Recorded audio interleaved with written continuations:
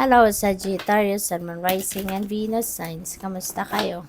Sana po'y nasa mabuti kayong kalagayan. Welcome back po sa Star Tarot. Kung bago kayo rito, welcome din kayo. Thank you for your support. I truly appreciate it. God bless you all. Lumabas na siyang kusa and first card will fall under general life.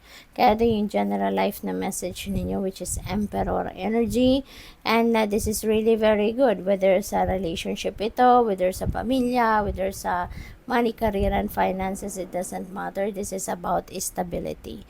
So maaring yun ang pag-e-effortan ninyo sa ngayon, maaring yun ang balak ninyong gawin sa ngayon, maaring yun ang balak ninyong pagkaabalahan, no, sa ngayon. Laying a solid foundation, no? Laying a solid foundation on this area of life. Kaya napakaganda.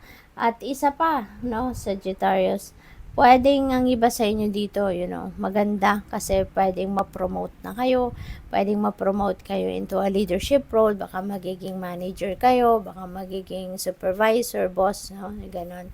Or pwede rin na ang iba sa inyo rito is baka magkakaroon kayo rito ng organization of everything, no? Physical space ninyo, buhay ninyo, 'di ba? Trabaho ninyo, yung mga ganun, or any kind, no? Or any area of life ninyo, maaaring ito ay aayusin nyo na, no? Re-reorganize nyo lahat. So, money, career, and finances is Page of Wands. So, maganda to pagdating sa trabaho, career ninyo.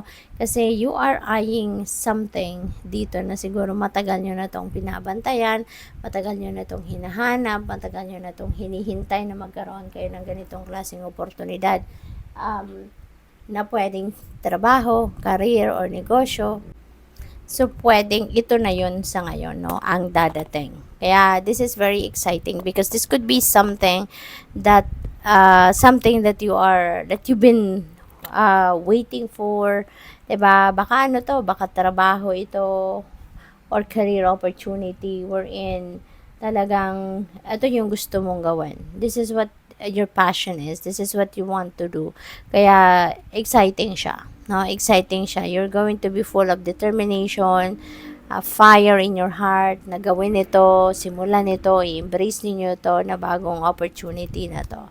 So, pagdating sa inyong relationships, we have 8 of Wands. Ayan, si 8 of Wands is a fast-moving energy.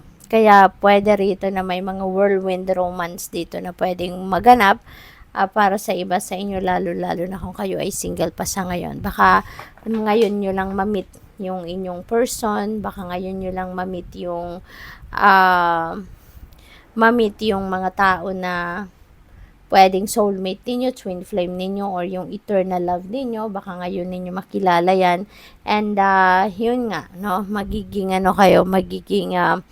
baka ma-fall kayo with someone dito na mabilisan, no? Yung bang pwedeng nagkakilala pa lang, 'di ba? Tapos nagkagustuhan, tapos malalaman mo sila na or kayo na agad, 'di ba?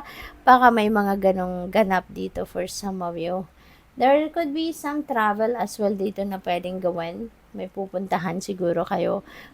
Pwedeng yung travel na to kasama ninyo yung person ninyo, yung magiging jowa ninyo, or baka sa travel na to, during your travel, baka doon ninyo makilala, no, yung person ninyo. Baka doon ninyo makikilala pa lang, no, yung magiging jowa ninyo. So, possible din yun. Kaya, this is very exciting time, no? Very exciting period din sa buhay ninyo kasi maraming opportunity yung pwedeng dumating sa inyo. You know, pwedeng travel, no, by yourself or travel with someone, with your loved ones, pwedeng ganun ang ganap. So, depende yan, no? So, tingnan natin kung ano yung final messages ninyo, Sagittarius.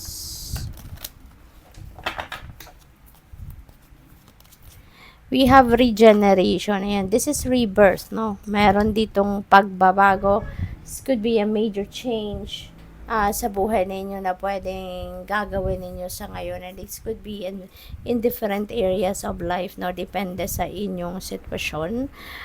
This could be this could be something, Sagittarius, na pagbabago wherein pwedeng ang kaganapan dito,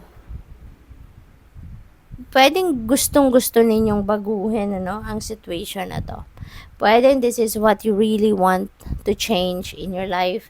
This could be something that you really want to um, change na matagal na, at ngayon nyo pa lang ito magagawa, ngayon pa lang kayo mabibigyan ng pagkakataon. So, posibleng ganon ang ganap dito. At ang pagbabagong ito, pwedeng sa, alam mo yun, sa buong buhay ninyo.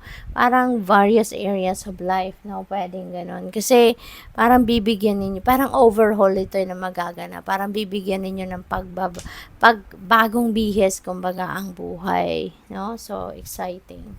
What else? We have to be fair. Ayan. So, there could be decision making then na kailangan gawin ng iba sa inyo rito. And that decision making na kailangan ninyong harapin sa ngayon is something na kailangan ninyo ng something na kailangan ninyo na isipin kung ano ang mas makakabuti para sa'yo, something na